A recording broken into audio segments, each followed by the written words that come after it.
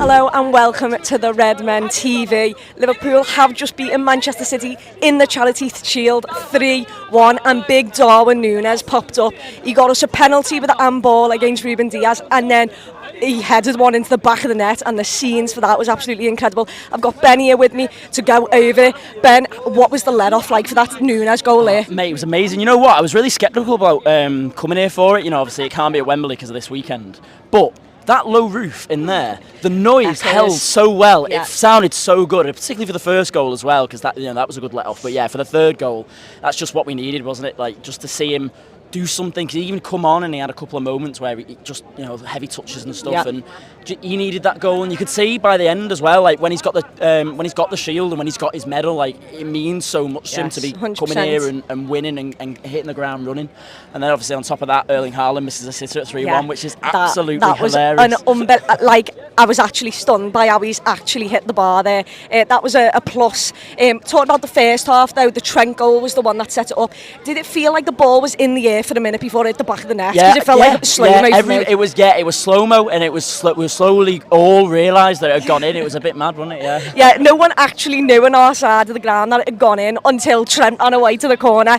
That first half though, how do you think we played? Because I thought for the first 30 minutes we had loads of intensity. We were there matching Manchester City. Manchester City have only played 2 games in their pre-season, so for them to be as fit as they were today, that's actually a credit to them. The last 15 in that first half though, you could see the chances coming for City, and I said it at half time, it felt like Liverpool needs to get a second because they were most definitely going to get a first. I don't know what you thought about that. Yeah, look, we were really sharp in the first half. I was really impressed. I thought Thiago was wonderful. He was unbelievable. Absolutely wonderful. And overall, he was a little bit less effective in the second half, but overall I thought it was man of the match by miles. We were great, and that was always going to happen. They were always going to come into it more because they're a really good football team. Manchester City, yeah. And they like to keep hold of the ball, and they had long spells of possession. But really, other than the goal, I mean, obviously it's really fresh at the moment, but I'm struggling to think of any other clear-cut chances that they had, that they created. Haaland, joking aside, he was ineffective. They couldn't really work him into the game. Virgil van Dijk and Matip did very, very well. Jordan. City are relying on Kevin De Bruyne playing the right ball in behind, and he's not quicker than Van Dijk. So that they're always going to struggle with that against us, and it'll take time for them. He's obviously a brilliant centre forward, and it will work eventually. But it's interesting to see how they're going to set up with him and how they're going to improve upon that, because I think with a team that plays a high line like Liverpool, they might struggle to get him involved in games. Yeah, 100%. And actually mentioning, you mentioned the first half there, Tia. As I'm lost in the way one guess is what it takes. Spot on, Back to the actual football though. There you go. Oh dear. There's our copyright.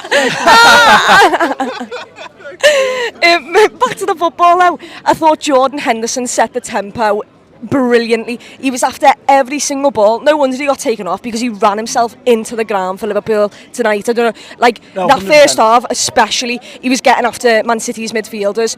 In the second half, you saw him with his hands on his knees before he came off, because he just put that much effort into the game, and I think that's why.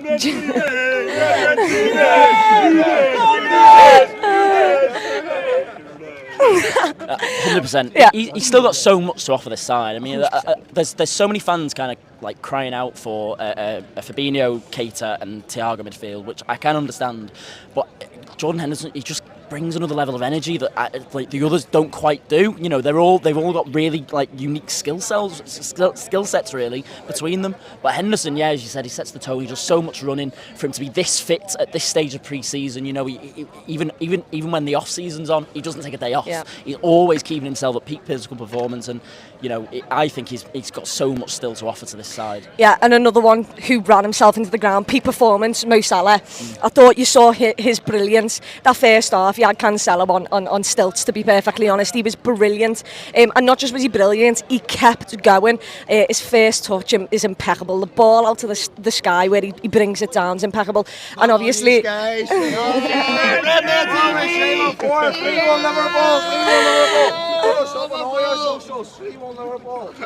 you go. But back to Salah, he scores the penalty, and when I was watching it, I was screaming to Thiago because Thiago was facing Mo Salah, and I thought to myself, Thiago, get in the face of Ederson. Ederson, Thiago walked away and Ederson was in the face of Salah, just stood there staring him down. I mean, we've spoke about the mentality of Salah already, but to slot it, I mean, the goalkeeper even went that way, and the sheer power and precision, he couldn't make a save to it. Yeah, look, they're the best type of penalties for me. When it's hard and low and the keeper goes the right way and it still goes in, they're the best penalties. They're the best struck penalties.